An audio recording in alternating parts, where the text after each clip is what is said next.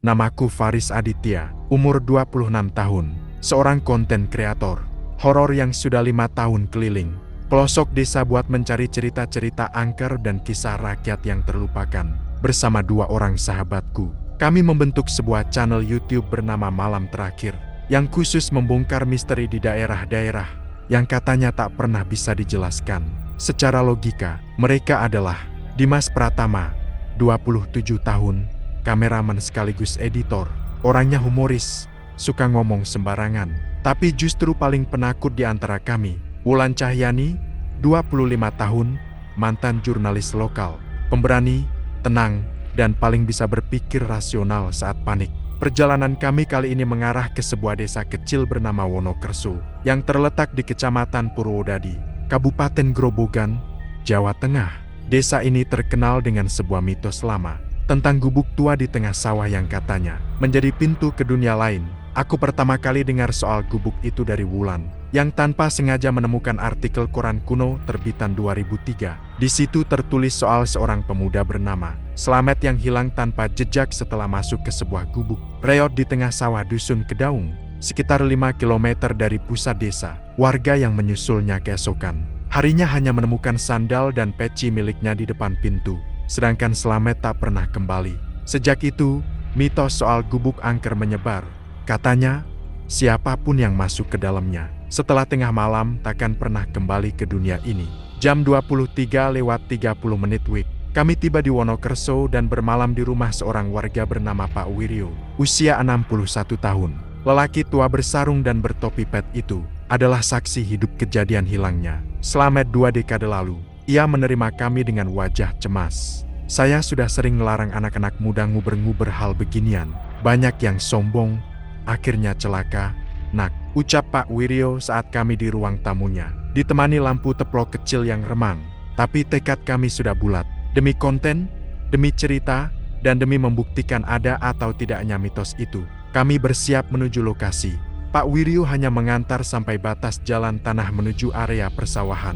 Sebelum berpisah, ia berpesan lirih, kalau di tengah jalan dengar suara perempuan ketawa dari balik gubuk, jangan jawab, jangan nengok, dan jangan coba masuk kalau pintunya kebuka sendiri. Balik arah sebelum suara itu muncul 3 kali. Aku menelan ludah. Dimas mulai pucat. Wulan masih tetap tenang, walau aku bisa lihat dia lebih banyak diam. Kami menyusuri jalan setapak di antara persawahan. Kabut tipis menggantung di atas tanah basah, bercampur bau lumpur dan rumput liar. Suara jangkrik berpadu dengan desir angin. Di kejauhan, samar-samar mulai tampak sebuah bangunan kecil reot, berdinding kayu lapuk, beratap ilalang. Sekelilingnya hanya hamparan sawah kosong, tanpa penerangan. Saat langkah kami makin dekat, aku bisa lihat pintu gubuk itu terbuka sedikit, bergoyang pelan tertiup angin. Tapi anehnya seperti ada bayangan hitam menyelinap di dalamnya. Wulan menunjuk, suaranya pelan. Far, itu kayak ada yang masuk barusan. Aku arahkan senter ke sana. Cahaya kuning pucat menembus kabut, mengenai pintu yang perlahan bergerak lebih lebar. CRA. Pintu itu terbuka penuh, tanpa ada angin kencang, tanpa ada yang menyentuhnya. Dimas langsung berbisik, Far, balik aja yuk. Gue gak enak nih. Aku dan Wulan diam. Saat itulah, di kejauhan terdengar samar. Hihihihi. Suara tawa perempuan, pelan, menggema, seperti berasal dari dalam gubuk. Seketika bulu kuduk kami berdiri. Wulan menoleh ke arahku, matanya penuh peringatan. Itu suara pertama, Far. Aku pegang bahu Dimas, menenangkan, lalu menghela napas berat. Kami masih belum bergerak, dan saat itu, suara ketawa itu terdengar lagi, lebih dekat. Hihihi. Pagi setelah kejadian malam di episode pertama, Bagas dan Dion kembali ke lokasi sawah untuk mencari tanda-tanda keberadaan Pak Darno yang tak kembali setelah mengecek gubuk semalam. Saat matahari baru naik setinggi tombak, kabut tipis masih menyelimuti lahan sawah yang sepi. Hanya suara jangkrik dan desiran angin yang terdengar. Bagas menunjuk ke tanah di dekat pintu gubuk. Bagas, lihat itu, bekas darah apa ya? Dion mendekat. Noda merah kecoklatan di rerumputan basah tampak samar, tapi jelas membentuk jejak menuju ke dalam gubuk. Dion, bisa aja itu bekas ayam atau hewan lain. Tapi kayaknya semalam gak ada siapa-siapa selain kita. Gas. Alia yang menyusul dari belakang tiba-tiba menggenggam lengan Bagas erat. Alia, kalian jangan masuk. Aku dengar suara panggilan dari dalam. Bagas dan Dion terdiam. Suara lirih, seperti seseorang memanggil namanya, terdengar samar dari balik pintu setengah terbuka. Bagas, Alia gemetar. Alia, itu bukan suara manusia. Bagas nekat melangkah lebih dekat. Tiba-tiba angin dingin menerpa wajah mereka. Pintu gubuk terbuka pelan dengan suara derit mengerikan. Di dalamnya, kosong, tapi lantai tanahnya basah kemerahan. Noda darah semakin jelas dan membentuk, semacam simbol bulat dengan garis-garis aneh. Dion memotret pakai ponsel, namun layar ponselnya tiba-tiba gelap. Dion, gas, HP gue error. Alia langsung menarik tangan mereka. Alia, kalau kalian masih mau hidup, keluar sekarang.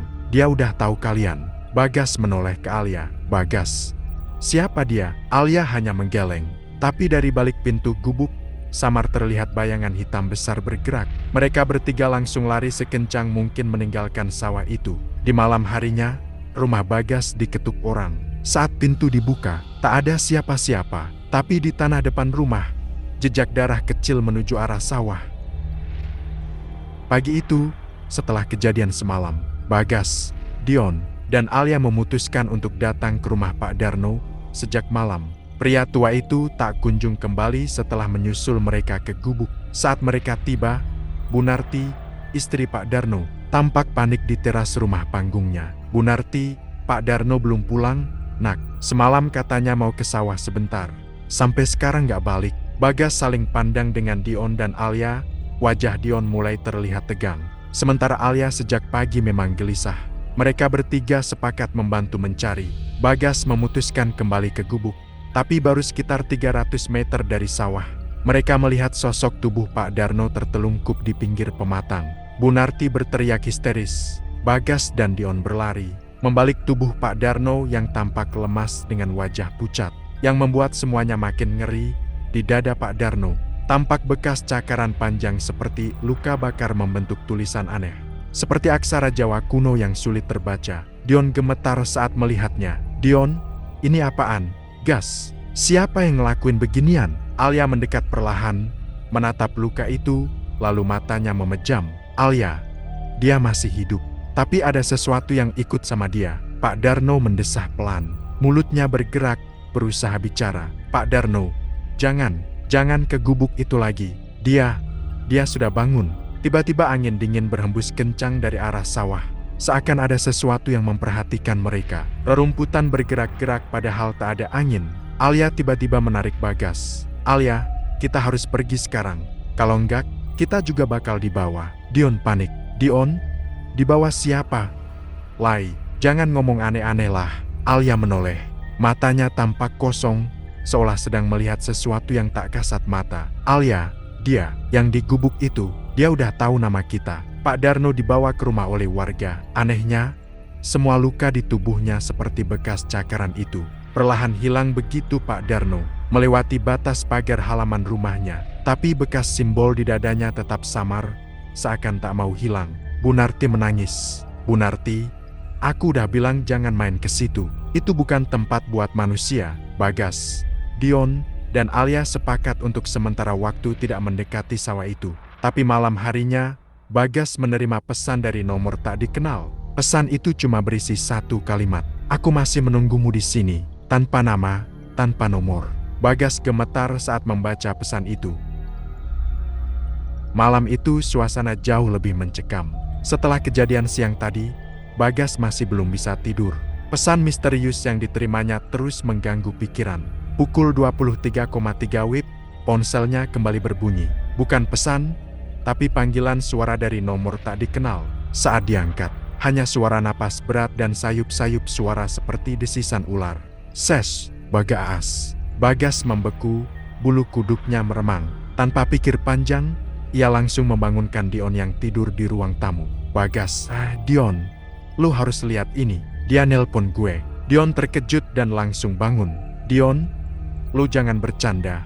Gas. Begitu Bagas menunjukkan panggilan itu, nomor tak dikenal tersebut menghilang dari daftar log panggilan, seolah tidak pernah ada. Alia yang ternyata belum tidur, keluar dari kamarnya, wajahnya pucat. Alia, kalian dengar suara itu enggak? Bagas dan Dion hanya bisa saling pandang. Alia, aku lihat sesuatu di sawah tadi. Dari jendela, mereka bertiga lalu pelan-pelan keluar rumah.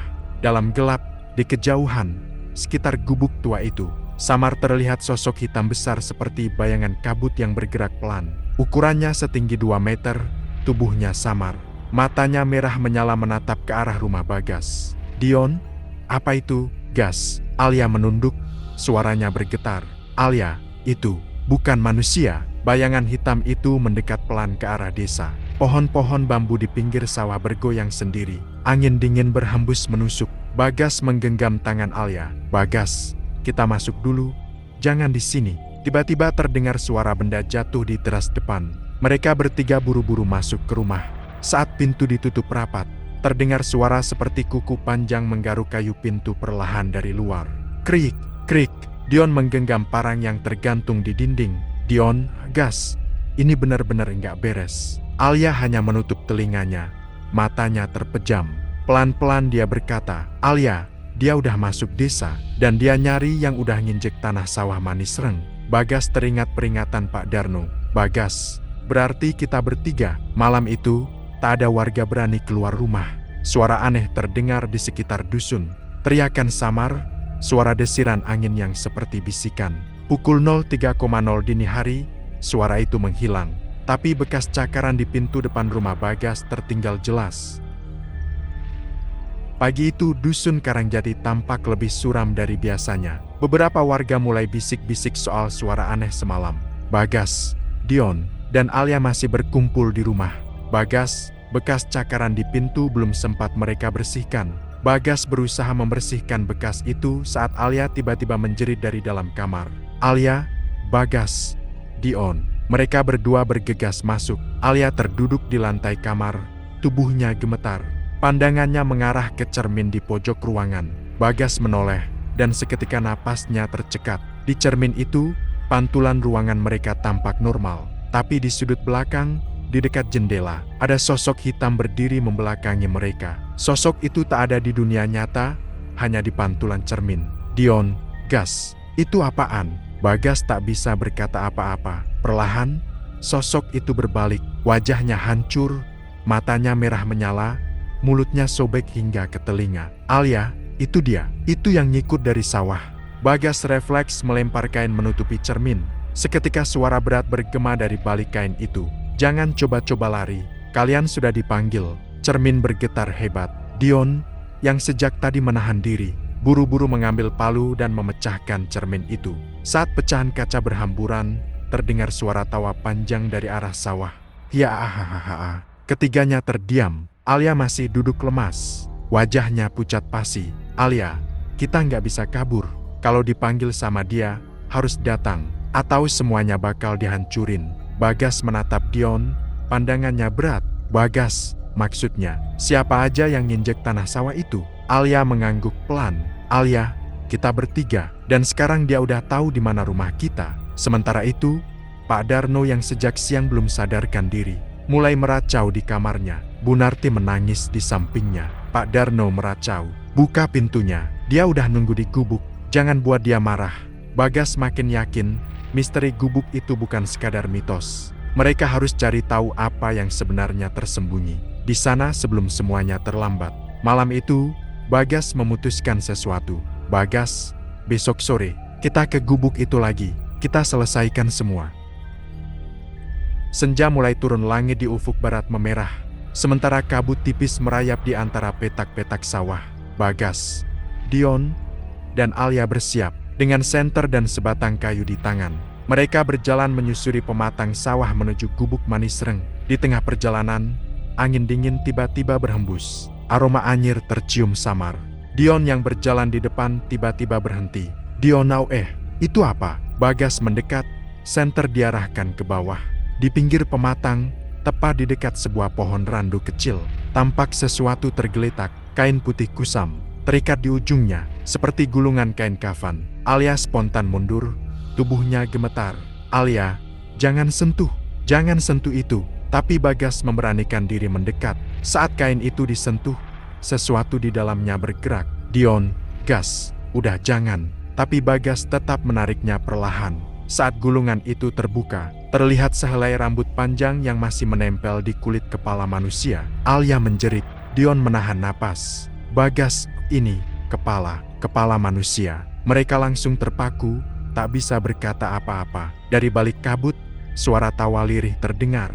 Ya, hahaha. Mereka langsung berlari, tapi langkah kaki seolah berat, seperti ada yang menahan. Sinar senter Bagas mengarah ke arah depan. Gubuk manis serang berdiri di kejauhan, pintunya terbuka lebar. Di dalam, sosok perempuan berambut panjang dan berkebaya lusuh berdiri membelakangi mereka. Alia, itu dia, itu yang di cermin. Dion ingin berbalik, tapi saat itu tiba-tiba angin kencang menerbangkan debu dan jerami ke udara. Dari balik kabut, muncul Pak Darno. Tubuhnya tampak lemas, matanya kosong. Pak Darno, pulang, jangan dilawan. Dia gak suka, Bagas. Pak, ini kepala siapa? Pak Darno hanya menunduk, lalu berjalan kembali ke sawah tanpa berkata apa-apa. Suasana makin mencekam, kabut menebal.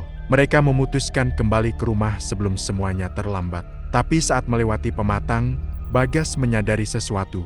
Jejak kaki mereka bukan cuma 3, ada jejak kaki keempat, tanpa sepatu. Bekas kaki telanjang, penuh lumpur, mengikuti di belakang mereka sejak tadi.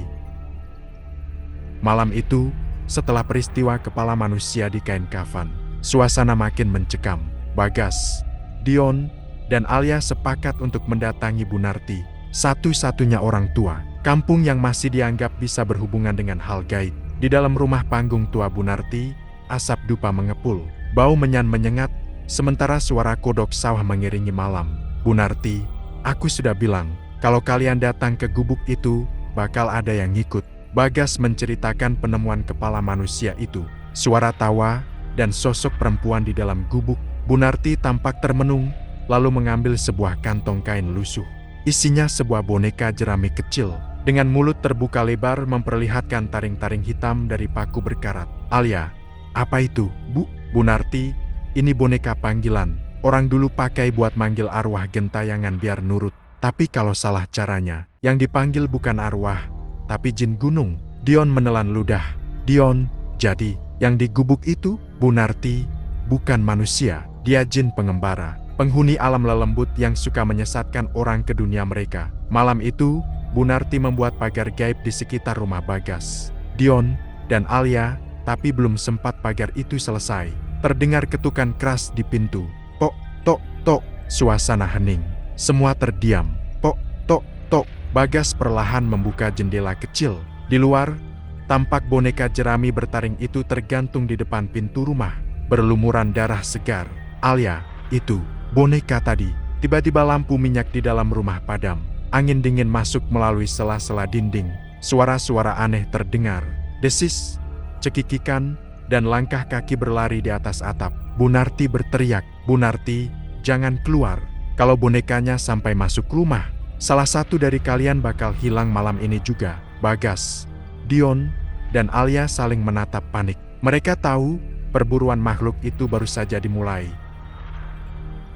Setelah kejadian boneka jerami bertaring yang menggantung di depan rumah, malam itu tidak ada seorang pun yang berani tidur.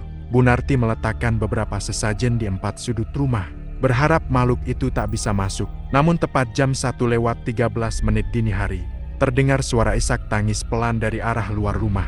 Huhuhu, tolong, tolong. Bagas merapat ke jendela. Samar-samar, di bawah sinar rembulan yang tertutup kabut, terlihat tumpukan jerami di ujung pekarangan rumah Bu Narti bergerak, seolah-olah ada seseorang yang bersembunyi di dalamnya. Dion, itu suara siapa? Gas, Alia, jangan-jangan itu jebakan. Tapi suara itu terus terdengar, seperti suara perempuan, kecil, lirih, dan sangat pilu. Akhirnya mereka memberanikan diri keluar, ditemani Bu Narti yang membawa obor dan segenggam bunga kantil. Perlahan mereka dekati tumpukan jerami itu. Semakin dekat, suara tangisan semakin jelas. Aku terjebak, tolong aku. Ketika Bu Narti menyingkapkan tumpukan jerami itu dengan tongkat kayunya, tak ada siapa-siapa, hanya gundukan tanah basah dan bau anyir darah. Tiba-tiba, jerami di sisi lain bergetar. Suara itu kini terdengar dari sana. Bagas berlari menghampiri. Saat jerami itu dia buka, muncul kepala perempuan pucat dengan mata melotot dan mulut lebar menjerit. RRGG hahaha. Kepala itu langsung menghilang, menyisakan lubang hitam di tanah. Suasana hening seketika. Bu Narti menarik napas panjang. Bu Narti, itu, dia jin pemanggil. Dia sedang mencoba mengelabui kalian. Kalau sampai salah satu ikut suaranya, kalian bakal dibawa masuk ke dunianya. Alia gemetar. Kenapa harus kita? Bu, kenapa bukan orang lain? Bu Narti menatap ketiganya dengan wajah suram. Bu Narti, karena kalian bertiga yang pertama masuk ke gubuk itu. Setelah sekian tahun terkunci, sekarang kalian terikat. Kalian diincar. Angin dingin bertiup kencang. Suara cekikikan pelan kembali terdengar dari dalam sawah. Malam itu tak ada yang bisa tidur. Jerami-jerami di sekitar sawah tampak bergerak sendiri, seolah ada sesuatu yang terus mengawasi. Angin malam makin kencang. Bulan sabit menggantung redup di langit. Cahaya lampu minyak di tangan Rini bergetar. Nyalanya seolah ingin padam. Bagas berdiri terpaku. Mata mereka menatap gubuk reot itu, yang kini tampak lebih menyeramkan dibanding sebelumnya. Bagas, dengar nggak? Kayak ada yang bisik-bisik dari dalam. Rini menggenggam lengan Raka, jangan bercanda. Rak, aku dengar juga barusan. Bagas menelan ludah kayak suara perempuan. Kayak manggil. Suara samar terdengar dari dalam gubuk. Tolong, tolong aku. Suara lirih itu seperti suara seorang perempuan muda. Lamat-lamat, seakan berasal dari celah-celah bambu dinding gubuk. Ketiganya saling pandang. Wajah mereka pucat pasi. Rini menguatkan diri. Kita harus pastikan. Jangan-jangan itu orang beneran. Bagas bergetar. Tapi Rin, kata warga sini, nggak ada yang boleh dekat-dekat ke situ. Namun dorongan rasa penasaran dan rasa kemanusiaan mereka lebih kuat malam itu. Perlahan, Rini melangkah lebih dekat. Raka di belakangnya, Bagas menyusul. Suara itu makin jelas. Tolong, aku di sini. Bantu aku. Ketika mereka mendekati pintu kayu gubuk, tiba-tiba sesuatu jatuh dari atas pohon kelapa di sebelah kiri mereka. Seekor burung hantu hitam sebesar lengan orang dewasa. Matanya merah menyala. Bagas setengah teriak, anjing. Apa tuh? Raka mendorong Rini ke belakang, jangan dekat-dekat. Burung itu terbang rendah, memutari mereka, lalu hinggap di atap gubuk. Saat itu pula suara perempuan tadi berubah. Dari merintih, menjadi tertawa lirih yang pelan-pelan membesar. Hei, hei, hei, hei. Ketiganya mundur pelan-pelan. Raka menarik tangan Rini. Bagas gemetar. Tapi sebelum mereka berbalik, pintu gubuk terbuka pelan. Dan sepasang mata merah menyala menatap mereka dari dalam. Rini tersengal lari.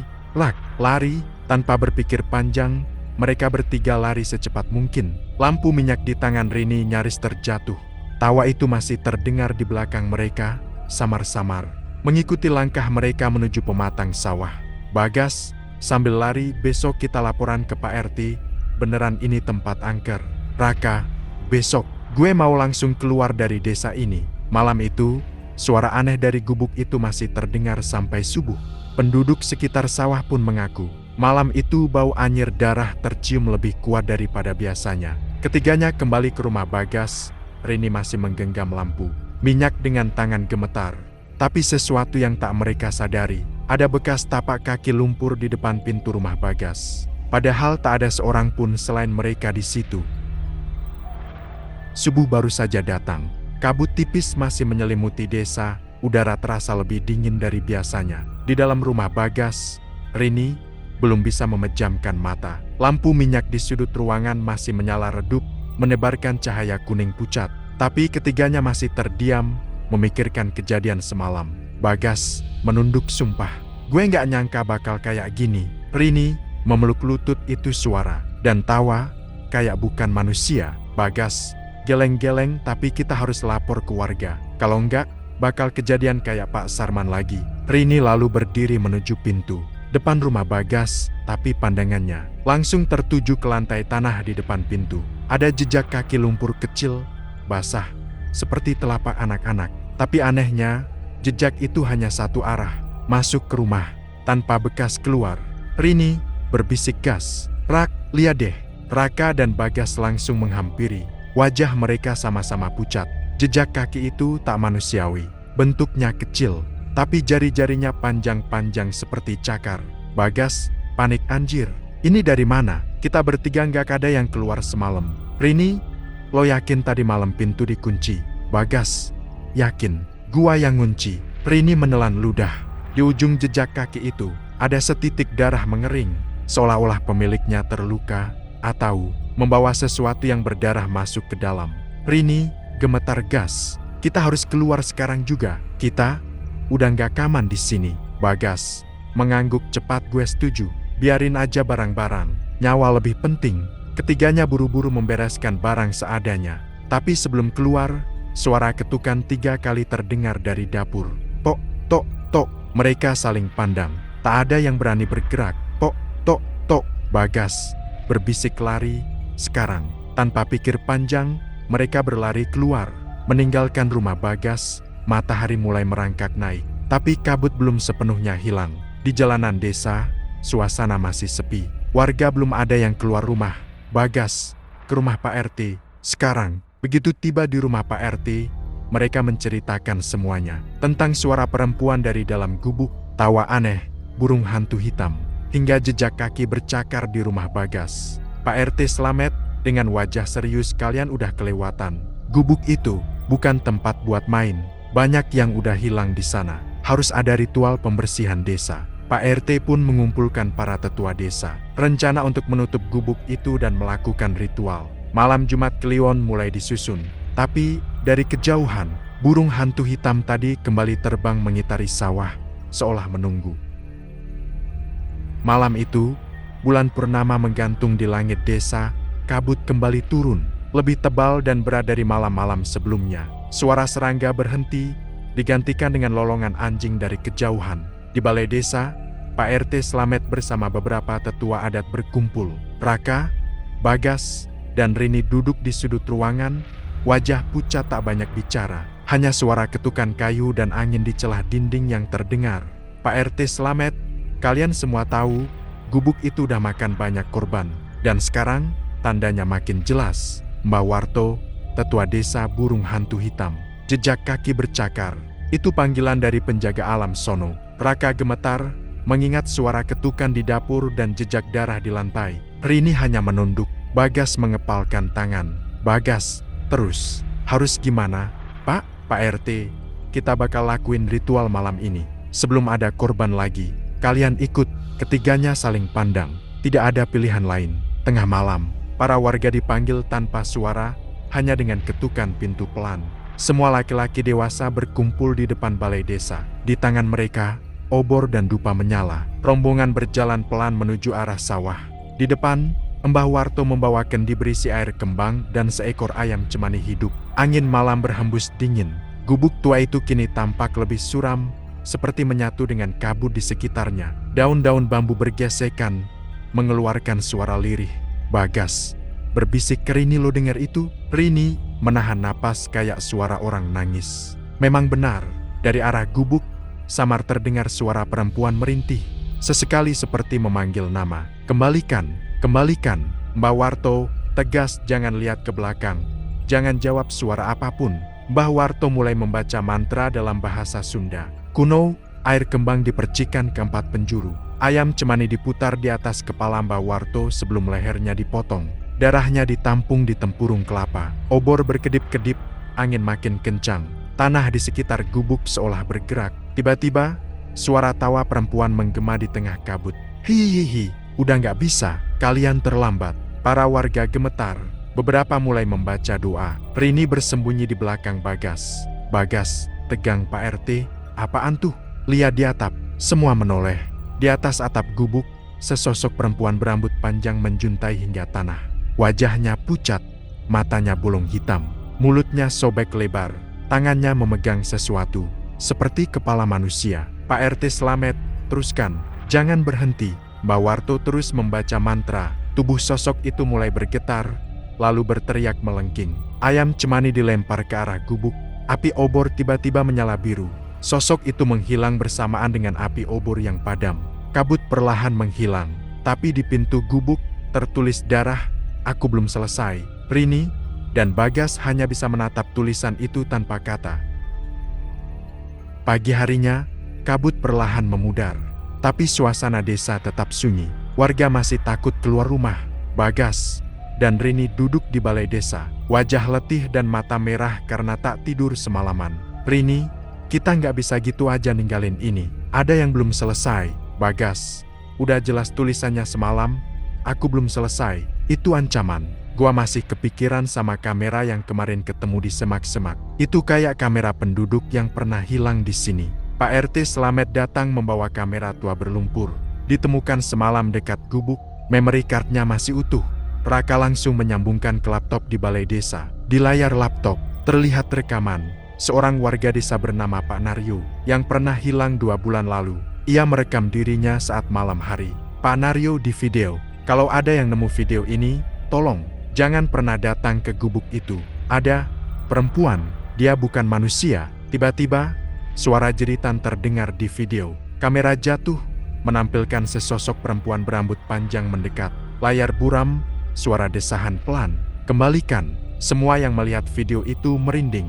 Mbah Warto yang duduk di pojok ruangan menghela napas berat. Mbah Warto, itu korban terakhir sebelum anak kecil yang ditemukan kemarin. Tapi yang ini, kameranya masih bisa kebawa keluar. Artinya, arwahnya masih nyari jalan. "Bagas, apa maksudnya?" Mbah Warto, selama jasad Pak Naryo belum ditemukan dan arwahnya belum dikembalikan ke tanah, sosok itu masih bisa bebas. Dia makhluk antara dunia. "Rini, terus. Kita harus cari jasadnya." Mbah Warto, "Ya, atau dia bakal jemput satu-satu orang yang pernah lihat wajahnya." Semua terdiam. Raka menatap kamera yang kini gelap di layar. Suasana di luar mendung. Angin kembali berhembus pelan. "Pak RT Slamet, siang ini juga kita ke sawah bareng. Kita cari jasad Pak Naryo." Ketiganya saling tatap. Meski takut, mereka tahu harus menyelesaikan ini. Karena jika tidak, mereka bukan cuma membahayakan diri sendiri, tapi seluruh desa Wonokerto. Matahari siang itu enggan bersinar. Awan kelabu menutupi langit, suasana sawah kosong. Hanya suara angin menerpa batang padi yang bergoyang pelan. Beberapa warga, dipimpin Pak RT Slamet, Bagas, Rini, dan Mbah Warto, membawa cangkul dan sekop menuju titik yang ditandai di video rekaman Pak Naryo. Pak RT Slamet ini, di sini dia terakhir kali berdiri sebelum kameranya jatuh. "Rini, aku ngerasa nggak enak, kayak ada yang ngawasin." "Bagas, dari tadi anginnya dingin banget, padahal siang." "Mbah Warto, jangan banyak ngomong, fokus gali." Mereka mulai menggali tanah berlumpur itu. Semakin dalam, bau anyir seperti daging busuk tercium. Raka yang pertama kali mencium aroma itu, berhenti menggali. "Bagas, Pak, ini baunya." Pak RT Slamet, terusin. 3 sekop berikutnya, ujung cangkul mengenai sesuatu. Bukan batu, tapi lunak, seperti kain basah. Saat diangkat, terlihat potongan kain lusuh milik Pak Naryo. Wajah-wajah pucat itu saling pandang. "Bagas, itu jasadnya." Mbah Warto pelan-pelan membersihkan tanah di sekitarnya. Samar, terlihat tulang belulang dan tengkorak manusia yang masih terbalut sisa-sisa pakaian. "Mbah Warto, iya, ini dia." Tiba-tiba angin kencang berhembus. Dari balik batang padi, terdengar suara perempuan menangis. Suara perempuan, "Aku belum selesai." "Rini, astaga, itu suara dia." Mereka semua refleks memutar kepala ke arah suara, tapi tidak ada siapa-siapa. Sekejap, Mbah Warto membacakan doa dan menabur bunga ke jasad tersebut. "Mbah Warto, Naryo, kami pulangkan kau ke tanah. Biar jiwamu tenang, biar dia berhenti mencari." Tanah kembali ditutup dan kain kafan putih dipasang seadanya. Semua warga tegang, berharap ritual sederhana ini cukup untuk mengakhiri teror yang mereka alami. "Bagas, apa? Ini cukup, Mbah Warto. Kalau dia tenang, malam ini gak ada suara apa-apa lagi." "Pak RT Slamet, kalau masih ada, berarti kita harus hadap yang lebih besar." Semua kembali ke balai desa tanpa sepatah kata pun. Hanya suara langkah kaki di atas lumpur basah yang terdengar. Angin berhenti berhembus. Suara perempuan itu lenyap untuk pertama kalinya setelah berminggu-minggu. Suasana desa Wonokerto benar-benar hening. Malam itu, desa terasa lebih tenang. Tidak ada suara tangisan, tidak ada angin dingin menusuk. Langit gelap tapi bintang mulai tampak. Bagas dan Rini duduk di teras balai desa bersama Mbah Warto dan Pak RT Slamet. "Rini, ini pertama kalinya desa kayak gini. Gak seseram kemarin." "Bagas, berarti berhasil ya?" Mbah Warto, belum tentu. Kita tunggu sampai tengah malam. Kalau tak ada suara, artinya dia benar-benar udah kembali. Waktu terus berjalan. Jarum jam menunjuk pukul 12 malam. Desa masih sunyi. Tidak ada angin, tidak ada suara. Semua berkumpul di balai desa. Pak RT Slamet, sudah, malam ini tak ada suara, tak ada bayangan. Kita berhasil. Semua menarik napas lega. Namun sebelum bubar, Mbah Warto berdiri. Mbah Warto, tapi ingat, mulai besok, jangan ada satupun yang berani mendekati gubuk itu. Jangan pernah. Gimana pun caranya. Bagas, kenapa? Mbah, bukannya udah aman? Mbah Warto, gubuk itu bukan sekadar tempat. Dia pintu. Dan pintu itu udah kebuka. Sekarang memang tenang. Tapi yang lain bisa keluar kalau kalian lengah. Rini dan Bagas saling pandang. Wajah mereka serius. Mbah Warto menyerahkan seutas benang merah ke Pak RT Slamet. Mbah Warto, ikat di pohon beringin depan gubuk, biar jadi batas. Jangan biarkan siapapun lewat batas itu. Keesokan harinya, warga bersama-sama memasang tanda larangan dan benang merah di depan jalan. Menuju sawah dan gubuk tua itu, balai desa dipenuhi senyum lega. Desa Wonokerto akhirnya damai. Tapi, di ujung sawah, di balik batang padi yang mulai menguning, sepasang mata hitam legam mengintip dari balik dedaunan.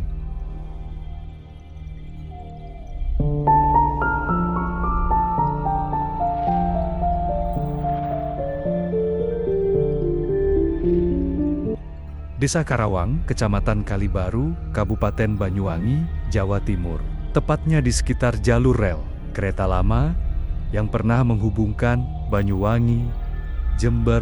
Rel itu resmi ditutup sejak 1998 setelah sebuah insiden kereta misterius yang tidak pernah berhasil dijelaskan oleh pihak kereta api maupun warga. Nama gua Raka Prasetyo, umur 25 tahun. Gue seorang vlogger spesialis cerita horor urban legend Indonesia. Channel YouTube gue, Raka Horor Indonesia, lumayan dikenal karena berani ngangkat kisah-kisah angker di tempo-tempot yang nggak banyak orang berani datengin. Minggu lalu, gue dapet DM dari salah satu subscriber, isinya kayak gini. Bang Raka, kalau berani, dateng deh ke rel tua di Desa Karawang, Banyuwangi.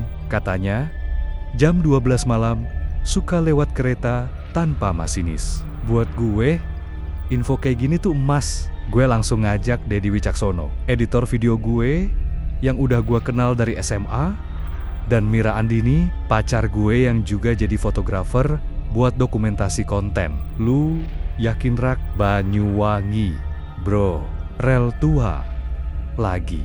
Jangan main-main dah. Suara Dedi waktu di mobil. Justru itu, Dead Channel, kita butuh konten yang bener-bener beda. Kapan lagi ke rel kayak gitu? Pokoknya hati-hati.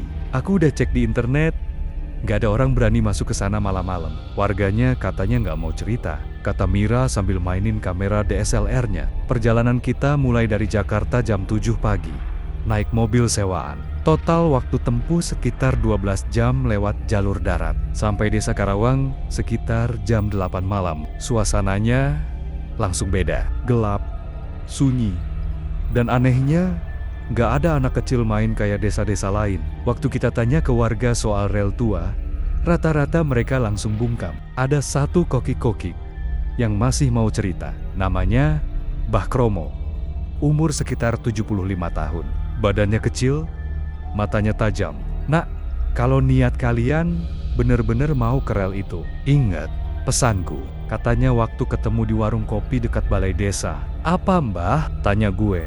Di rel itu, jangan pernah panggil nama temanmu. Jangan nengok ke belakang kalau kereta lewat. Kalau kalian langgar, bakal ada yang ikut pulang. Gue senyum aja waktu itu. Tenang aja Mbah. Kita cuma mau syuting kok. Aku udah banyak lihat anak-anak muda kayak kalian. Gak semua balik utuh. Habis itu, Mbah Kromo ninggalin kita. Suasana makin gak enak, tapi gue makin penasaran. Malam itu kita nginep di homestay sederhana deket balai desa. Jam 12 malam besok, kita bakal berangkat ke rel itu. Jam di HP gue nunjukin jam 23:30. Suasana desa Karawang makin hening. Lampu-lampu rumah udah banyak yang padam. Angin malam bawa bau tanah basah yang anehnya agak amis. Gue, Dedi, sama Mira udah siap dengan peralatan. Kamera, senter dan recorder suara gue, kantongin. Kita mulai jam 12 lewat. Ya, pas kayak yang dibilang Mbah Kromo, ucap gue sambil ngecek baterai kamera. Dedi ngelirik rel tua yang cuma berjarak 300 meter dari homestay. Rel itu membentang lurus ke arah hutan kecil. Beberapa bagian rel udah ditutupi semak, tapi katanya kereta tanpa masinis itu selalu lewat di jalur itu. Gila sih, suasananya kayak film horor tahun 90-an, bisik Dedi. Ra, serius deh, kalau kereta beneran lewat, kita balik aja ya. Jangan maksa, kata Mira sambil gelisah, tangannya terus mainin kamera. 23,5, kita bertiga jalan ke rel itu. Di tengah jalan, suara jangkrik tiba-tiba hilang. Udara jadi dingin banget. Pas sampai di depan rel, ada papan kayu tua bertuliskan, dilarang masuk setelah pukul 12 malam. Tulisan itu udah pudar, kayak nggak pernah diganti dari dulu. Di sampingnya ada lampu Petromax bekas mati. Entah siapa yang naruh. Ini relnya, bisik Dedi. Gue ngeluarin kamera. Mira mulai ambil gambar. Kita mutusin buat duduk di pinggir rel. Pasang tripod kamera ngarah ke jalur itu. 23,59. Angin mendadak berhenti. Udara kayak ketarik, semua jadi hening. Tiba-tiba, bunyi kereta dari kejauhan. Suara apa tuh? Dedi langsung panik. Gue denger jelas suara besi bergesekan. Padahal nggak ada jadwal kereta aktif lewat jalur itu. Kamera nyala. Jangan nengok ke belakang. Ingat pesan Mbah Kromo. Gue ingetin. 0,0. Gue lihat dari ujung rel yang diselimuti kabut, sebuah kereta kuno muncul. Catnya lusuh. Gak ada lampu, gak ada masinis di lokomotif. Tapi kereta itu jalan pelan, bunyinya berat. Gila, itu kereta beneran. Mira nutup mulutnya. Gue rekam terus. Saat kereta makin dekat, tiba-tiba Dedi spontan. Lihat belakang deh. Gue langsung keinget pesan Mbah Kromo. Jangan pernah nengok ke belakang. Jangan. Dad, diam lu. Tapi suara di belakang makin kencang. Kayak ada yang bisik-bisik. Ikut. Mira nangis. Tangan gue gemeter. Kereta itu terus lewat. Suara bannya ngelindes rel makin deket. Tapi entah kenapa, di kursi-kursi penumpangnya ada bayangan-bayangan gelap. Duduk diem. Mukanya ketutup rambut. Ada yang berdiri nempel di jendela. Anjir, ini serem banget. Dedi nyaris kabur. Tiba-tiba, kamera gue mati total. Dan saat kereta lewat tepat di depan kita, hilang ditelan kabut. Kita langsung buru-buru balik ke homestay tanpa nengok ke belakang. Gue pegang tangan Mira erat. Sampai di homestay, Mbah Kromo udah nunggu di teras. Kalian abai pesanku. Ya, kita bertiga diam. Kalau ada yang panggil nama kalian, jangan dibales. Mulai malam ini, sampai kalian keluar dari desa Karawang, jangan pernah sendirian. Pagi itu, suasana desa Karawang masih berkabut tipis. Gue bangun dengan kepala berat. Suara ayam nggak ada. Padahal biasanya jam segitu udah ramai kokok. Gue cek HP, sinyal nihil. Dedi dan Mira juga kelihatan lesu. Mata Mira bengkak gara-gara semalam nangis habis-habisan. Tadi malam, lu yakin itu kereta? Tanya Dedi pelan. Lu juga lihat kan, Dad? Itu nyata. Kita bertiga kumpul di teras homestay. Mbah Kromo datang bawa teh panas. Kalian udah lihat ya? Sekarang dengarkan baik-baik. Kereta itu bukan sekadar kereta hantu. Itu kereta arwah. Setiap yang melihatnya bakal dapet tanda. Gue langsung merinding. Tanda gimana, Mbah? Tanya Mira. Suaranya pelan. Biasanya besok paginya salah satu di antara kalian bakal nemu bunga kantil putih di depan pintu. Siapapun yang dapet, umurnya tinggal dihitung.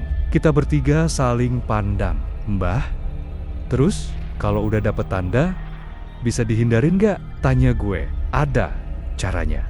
Tapi kalian harus ke makam tua di ujung rel itu. Minta izin sama penunggu rel. Tapi jangan sembarangan. Harus bawa sesaji. Dedi, lu bercanda. Mbah, mana ada penunggu rel? Mbah Kromo, kamu pikir kereta itu jalan sendiri tanpa sebab? Jam nunjukin 07,0. Gue, Dedi, Mira sepakat ngecek depan pintu homestay masing-masing. Pas gue buka pintu, kosong. Dedi pun sama. Tapi waktu giliran Mira buka pintu kamar, ada setangkai bunga kantil putih yang masih basah. Ditaruh di atas tanah. Mira langsung jatuh lemas. Ra, gue gak mau mati, Ra. Gue takut. Gue langsung rangkul dia. Dedi, udah, kita cari sesajinya. Kita bakal ke makam tua itu. Sore ini juga, Mbah Kromo kasih kita daftar sesaji. Beras, kuning, bunga, kantil, telur ayam kampung, air kelapa muda, kemenyan, semua harus utuh. Sebelum matahari tenggelam, kalian harus udah di makam tua. Kalau lewat, jangan harap bisa balik. Kita langsung mutusin buat cari barang-barang itu ke pasar desa. Tapi anehnya, begitu keluar rumah, suasana desa beda. Orang-orang liatin kita aneh. Beberapa bisik-bisik. Ada satu ibu-ibu jualan jamu bisik ke gue, jangan terlalu deket sama kereta itu, nak. Di sini banyak yang hilang karena kereta sialan itu. Dan pas kita nyampe pasar, beberapa orang tua yang lihat Mira langsung bisik. Udah ada yang ditandain. Pasti dia. Mira makin pucat, Dedi makin defensif. Bodoh amat. Kita selesain ini, Ra. Sore nanti kita bakal ke makam tua itu.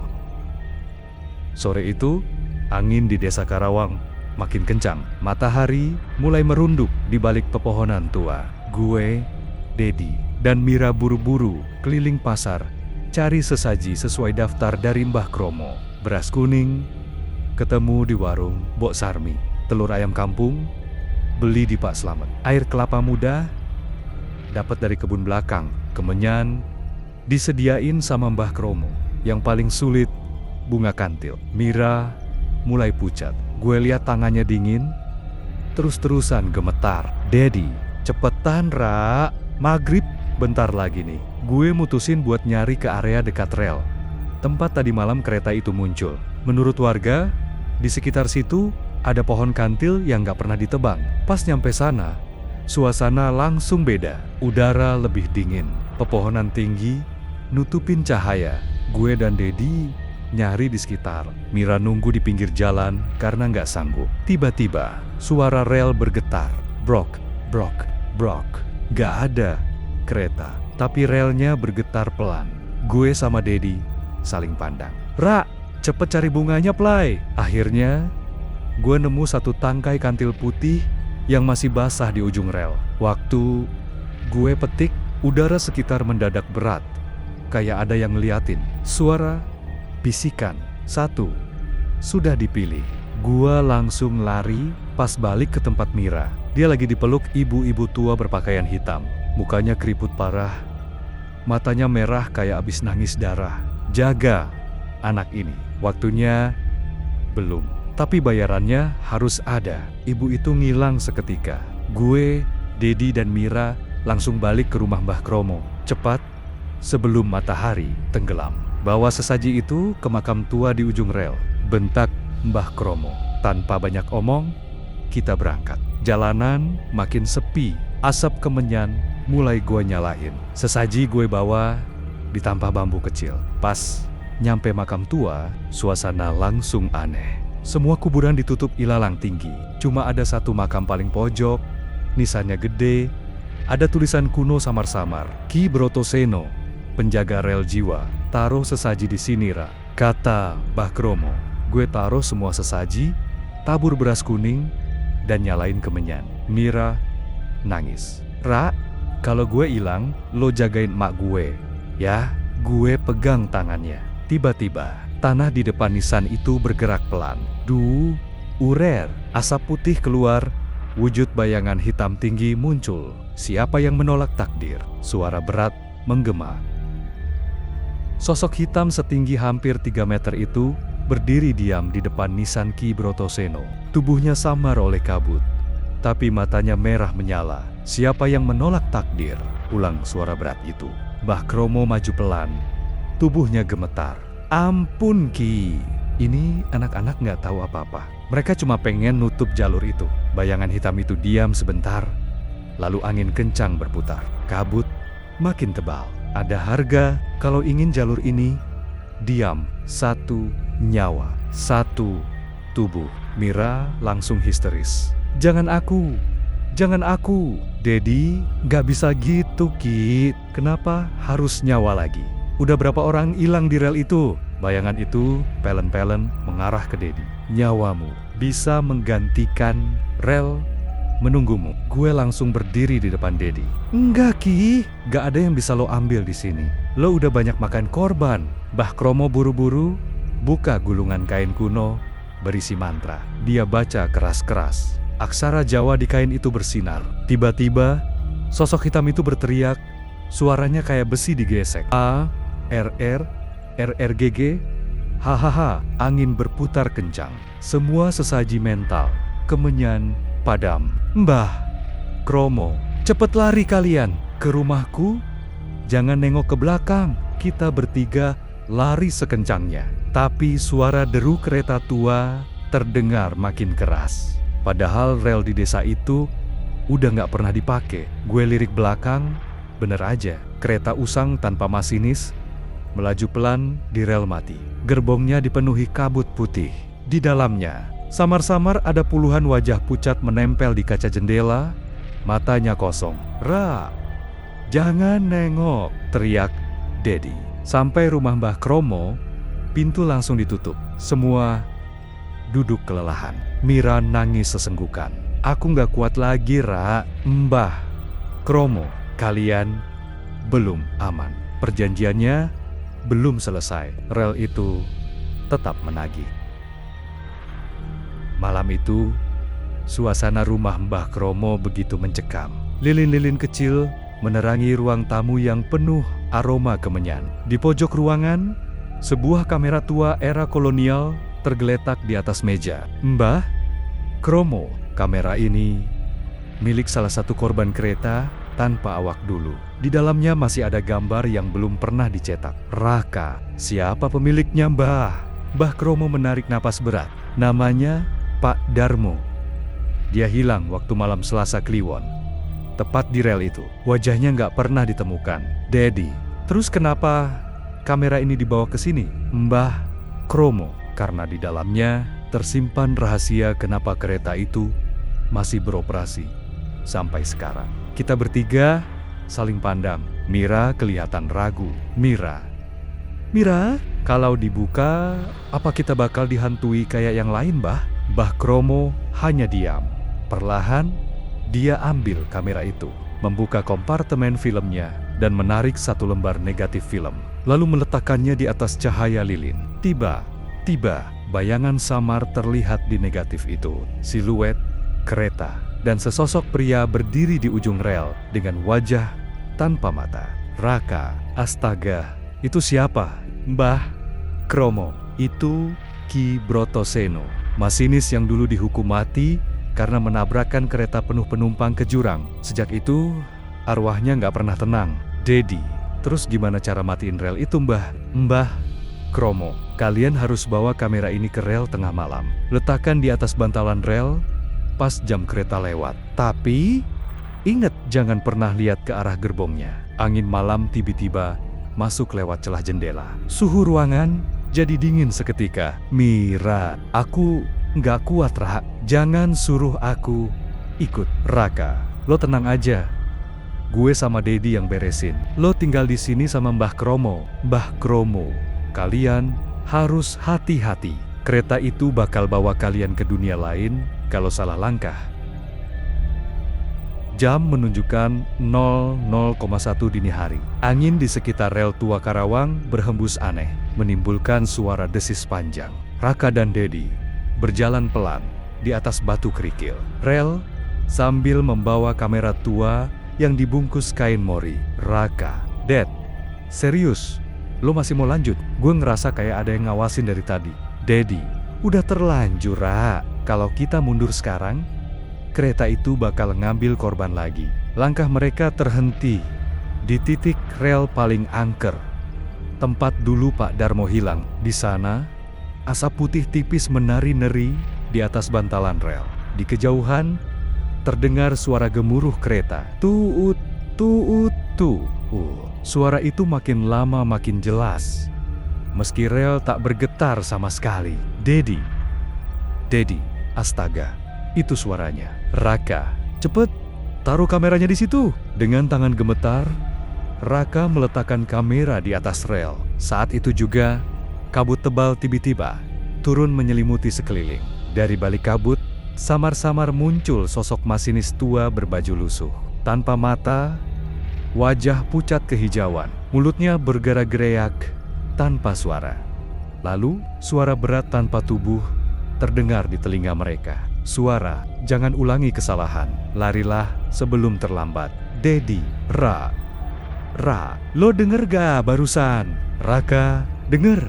Cepet kabur. Mereka berdua langsung lari ke arah Mbah Kromo yang menunggu di bawah pohon terembesi. Tapi saat hampir tiba, kamera tua itu tiba-tiba meledak pelan, mengeluarkan asap hitam pekat. Mbah Kromo, kalian selamat. Tapi ini baru awal, Nak. Mira yang menunggu di rumah tampak pucat. Malam itu, ketiganya bermimpi sama. Melihat kereta tanpa awak melaju pelan di depan rumah masing-masing, seakan menjemput. Pukul 01.00 dini hari, suasana di Desa Karawang sangat mencekam. Kabut tebal masih belum sepenuhnya hilang. Raka, Dedi, dan Mira berkumpul di rumah Mbah Kromo, membicarakan peristiwa penampakan masinis tanpa mata yang tadi mereka temui di rel tua. Mbah Kromo, nah, sejak malam ini, kereta itu akan melewati rumah kalian satu persatu. Itu pertanda kalau kalian sudah diincar. Mira, Mbah, maksudnya gimana? Kita nggak bisa pergi dari desa ini aja. Mbah Kromo menggeleng pelan. Sekali kalian melihat kereta tanpa awak itu, kemanapun kalian pergi, dia akan tetap mengikuti. Tak lama kemudian, suara tut terdengar samar dari kejauhan. Suara itu semakin mendekat. Dan yang mengejutkan, mereka semua melihat kereta tua tanpa masinis melintas persis di depan rumah Mbah Kromo. Tapi anehnya, roda kereta itu tidak menyentuh rel, melainkan melayang sedikit di atas tanah. Dari dalam jendela gerbong yang remang-remang, tampak sosok-sosok hitam tanpa wajah yang hanya dia menatap keluar. Raka, astaga, itu keretanya. Dedi, lo lihat? Penumpangnya kayak mayat hidup. Mira berteriak kecil. Lihat, itu Pak Darmo. Benar saja. Di gerbong kedua, tampak Pak Darmo, pria yang dinyatakan hilang bertahun-tahun lalu. Duduk di kursi pojok dengan kepala terkulai, matanya kosong, mengenakan seragam masinis robek penuh darah kering. Mbah Kromo, itu arwahnya, Nak. Dia yang dulu melanggar larangan. Dan sekarang giliran kalian dipanggil. Kereta itu berhenti sebentar di depan rumah. Suara pintu gerbong terbuka. Krik. Angin dingin menerpa wajah mereka. Suara berat terdengar. Ikuti aku. Waktumu sudah dekat. Raka, Dedi, dan Mira berpelukan ketakutan. Sementara Mbah Kromo memegang tasbihnya erat-erat. Kereta itu perlahan kembali bergerak, menghilang dalam kabut, meninggalkan bau anyir menyengat di udara. Setelah kejadian tadi malam, Raka, Dedi, dan Mira nyaris tak bisa tidur. Suara kereta tanpa awak itu masih terngiang di telinga mereka. Pagi harinya, suasana desa mendadak berbeda. Kabut tipis tetap menggantung, meskipun matahari sudah tinggi. Mbah Kromo memanggil ketiganya ke belakang rumah. Mbah Kromo, Nak, semalam aku dengar ada yang buka pintu gerbong. Kalian lihat siapa yang keluar? Raka, kami nggak berani, Mbah. Tapi kayaknya ada suara yang manggil-manggil nama kita. Dedi, kayak suara Pak Darmo. Mbah, tapi lebih berat dan serak. Mbah Kromo menghela napas berat. Itu tandanya gerbong telah memilih. Salah satu di antara kalian akan dibawa malam ini. Mira langsung pucat. Maksud? Mbah, salah satu dari kita bakal diangkut kereta itu? Mbah Kromo mengangguk pelan. Kereta itu nggak pernah datang 2 malam berturut-turut. kecuali kalau penumpangnya belum lengkap. Ketiganya saling pandang, ketegangan makin memuncak. Siangnya, mereka memutuskan untuk kembali ke rel tua di ujung desa, tempat kereta itu biasa muncul. Saat tiba di sana, mereka menemukan sesuatu yang membuat bulu kuduk meremang. Sebuah pintu gerbong tua tergeletak di tengah rel. Warna catnya sudah pudar, berkarat, dan ada bekas cakar di bagian kayunya. Di pintu itu tertulis angka 13 dengan tulisan merah, menyala seperti darah. "Dedi, ini kok bisa ada di sini?" Pintu gerbongnya. Tiba-tiba, angin kencang berhembus. Pintu itu terbuka sedikit demi sedikit dengan suara krik, krik, krik. Dari balik pintu yang terbuka, keluar secari kain putih kumal penuh noda tanah dan darah kering, melayang tertiup angin, lalu jatuh tepat di kaki Raka. Di kain itu tertulis, "Malam ini, giliranmu." Raka terdiam. Mira menutup mulutnya. "Dedi, mundur pelan." "Mbah Kromo, cepat. Kita harus buat pagar raja malam ini. Kalau tidak, Raka bakal ikut naik kereta itu." Angin dingin menusuk tulang, dan kabut semakin tebal menutupi rel tua Karawang. Gerbong kereta nomor 13 masih berdiri di sana, kosong, berkarat, dan ditinggalkan. Malam itu, Rio, Dimas, Tono, dan Andin, 4 pemuda kampung Kalimukti yang masih penasaran dengan misteri. Kereta tanpa awak memutuskan kembali ke lokasi, membawa kamera dan peralatan spiritual seadanya. "Dimas, lo yakin nih bro?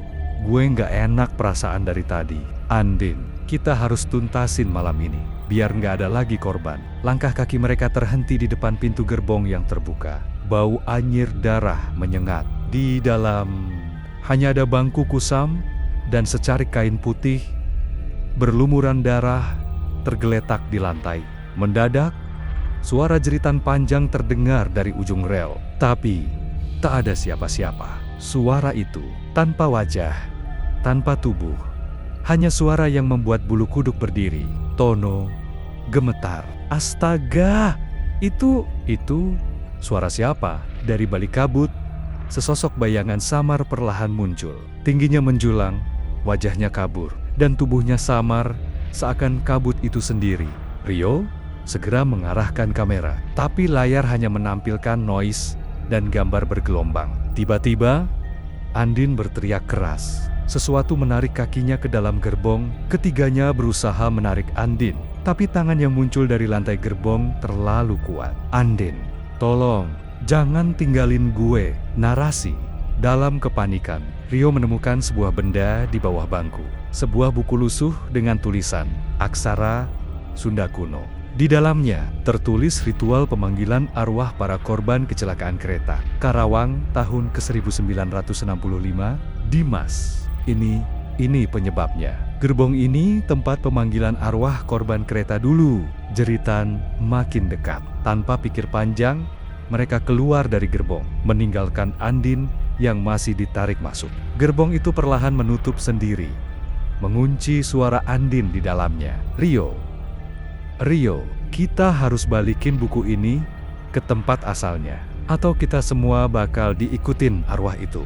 Malam itu, mereka kabur menuju rumah Pak Sarwo, dukun kampung satu-satunya yang pernah memperingatkan soal gerbong ke-13. Tapi saat tiba, rumah Pak Sarwo kosong, pintunya terbuka, dan di lantai hanya ada jejak kaki berdarah menuju arah rel. Malam itu, kabut begitu tebal menyelimuti area rel. Raka, Aji, Dian, dan Seno berdiri terpaku di depan gerbong tua bernomor 13 yang sudah mereka temukan sejak episode sebelumnya. Di atas pintu gerbong, bekas darah kering menghitam. Angin malam menusuk tulang. "Lo yakin mau masuk ke dalam, Rak?" tanya Aji dengan suara bergetar. "Kita harus cari tahu apa yang sebenarnya kejadian di sini," jawab Raka tegas. Seno, tanpa banyak bicara, lebih dulu naik ke gerbong. Begitu kakinya menginjak lantai kayu berderit itu, suara samar perempuan menangis terdengar. Dian langsung memeluk lengan Raka. "Lo denger gak?" bisik Dian. Raka mengangguk pelan. Mereka berempat Akhirnya masuk. Kabin gerbong dipenuhi bau amis dan jamur. Dindingnya penuh coretan angka 13 dengan warna merah menyerupai darah. Siapa yang nulis ini gila? Serem banget, bisik Aji, menyalakan senter. Tiba-tiba, suara langkah kaki berat terdengar dari luar. Mereka semua menoleh ke jendela. Sosok hitam tinggi besar dengan wajah samar dan mata merah menyala berjalan perlahan di pinggir rel. Anjing, itu apaan? Teriak Seno, langsung memegang besi panjang. Tanpa aba-aba, sosok itu menghilang ke kabut. Beberapa detik kemudian, suara tawa perempuan tua terdengar dari balik kabut. Hahaha. Kalian akan jadi penumpang berikutnya. Dian menangis ketakutan. Raka memegang pundaknya. Tenang, kita nggak bisa diam di sini. Kita harus keluar, cari tempat aman, kata Raka. Tapi saat hendak turun, mereka terkejut. Rel yang tadinya kosong, kini penuh asap putih dan bayangan manusia tanpa kepala berdiri, berjajar di rel, seolah menunggu kereta datang. Ya Allah, gumam Aji. Seno yang biasanya berani, kini wajahnya pucat pasi. Ra, kita dikerjain apa gimana sih ini? Sebuah suara klakson kereta tua terdengar dari kejauhan. Padahal rel ini sudah tak aktif selama puluhan tahun. Kita harus keluar dari sini sekarang, teriak Raka. Namun sebelum mereka sempat melompat keluar, pintu gerbong tertutup sendiri.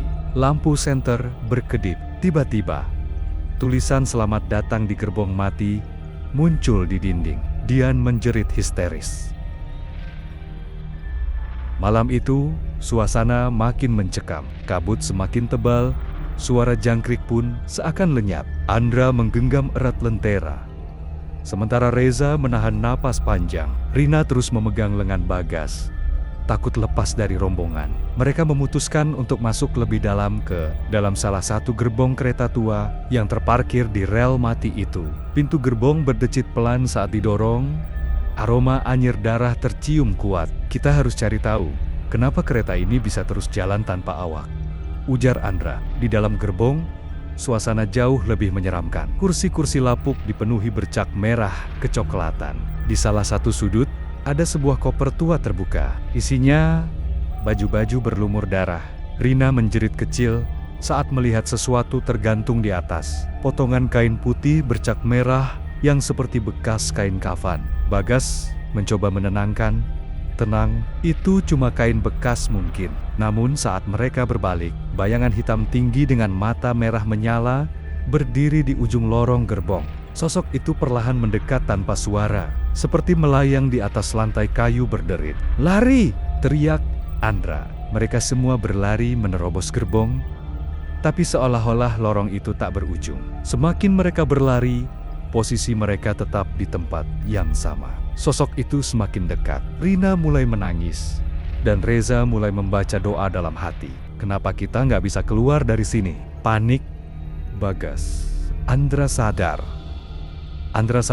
Inilah yang dimaksud warga desa Karawang. Siapapun yang masuk ke gerbong itu akan terjebak dalam perjalanan tanpa akhir. Di kereta yang katanya sudah berhenti beroperasi sejak 30 tahun lalu. Setelah kecelakaan maut yang menewaskan seluruh penumpangnya tanpa jasad ditemukan, lantunan suara kereta tiba-tiba terdengar. Lampu lentera Andra padam. Kegelapan total. Hanya suara napas mereka dan langkah berat mendekat. Saat lentera Andra padam, kegelapan menyelimuti seluruh gerbong. Suara langkah berat itu masih terdengar jelas. Semakin dekat dan semakin berat. Nafas mereka tercekat. Tak ada jalan keluar. Pintu belakang dan depan sudah tak terlihat. Hanya lorong sempit tak berujung. Jangan panik. "Kumpul deket gue," bisik Andra. Mereka berkumpul di tengah lorong, saling menggenggam tangan. Lalu, suara peluit kereta tua terdengar memekakkan telinga. Padahal, kereta itu seharusnya sudah tidak hidup selama puluhan tahun. Tiba-tiba, gerbong berguncang hebat. Seolah-olah kereta itu mulai bergerak, melaju entah kemana, di atas rel tua yang dipenuhi rumput liar. Dari balik jendela buram, tampak bayangan orang-orang berpakaian kuno, duduk di kursi, wajah mereka pucat, Bola mata kosong, beberapa tanpa kepala, namun tubuhnya tetap bergerak. Seolah mereka adalah penumpang lama yang ikut berangkat bersama kereta itu. Rina memekik. Astaga, itu penumpang yang dulu kecelakaan. Bagas mulai ketakutan. Kita nggak bakal bisa keluar. Ini kereta hantu.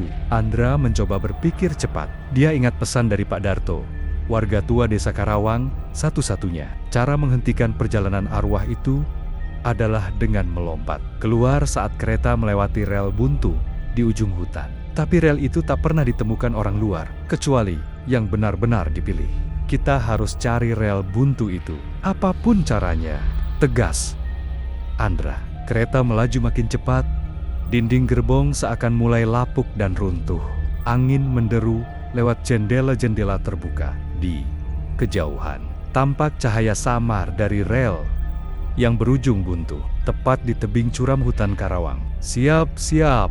Pas gue bilang lompat, langsung lompat, teriak Andra. Suasana makin mencekam. Sosok hitam bermata merah mulai muncul di belakang mereka. Tangan panjangnya nyaris menyentuh bahu Rina. Sekarang, mereka serempak meloncat keluar dari gerbong. Tubuh mereka terhempas ke rerumputan basah di pinggir rel. Sementara di belakang, kereta terus melaju. Dan saat mencapai rel buntu, kereta itu menghilang di udara. Terdengar dentuman jauh di kejauhan. Dan angin malam seketika berhenti. Hening. Andra, Reza, Rina, dan Bagas terbaring di tanah. Tubuh lelah dan luka. Mereka selamat untuk saat ini. Malam itu, keempatnya berhasil melompat keluar dari kereta. Terkutuk yang kembali berhenti mendadak di tengah rel. Tapi bayangan hitam bermata merah itu tak berhenti mengejar. Sosok itu melayang pelan dari dalam kabut. Matanya menatap penuh dendam. Rian menggenggam tangan Sinta erat-erat. Kita harus ke pos perlintasan. Lampu merah di sana bisa melindungi kita. Aldi mengangguk lemah, sementara Maya hanya bisa menangis. Saat mereka berlari menuju pos perlintasan, suara derit pintu kereta terbuka kembali. Puluhan sosok penumpang tanpa wajah dan bermata kosong mulai turun. Tanah bergetar, hawa dingin menyelimuti. Maya terpeleset dan nyaris diseret. Untung Aldi menariknya. "Jangan tinggalin aku!" teriak Maya. Mereka tiba di pos. Lampu merah perlintasan kereta menyala kuat. Anehnya, semua sosok itu berhenti. Sosok hitam bermata merah pun hanya menatap dari kejauhan, tak berani mendekat ke cahaya merah terang itu. Rian berteriak, "Ini waktunya, kita harus bakar keretanya!" Aldi merogoh saku, mengeluarkan korek gas terakhirnya.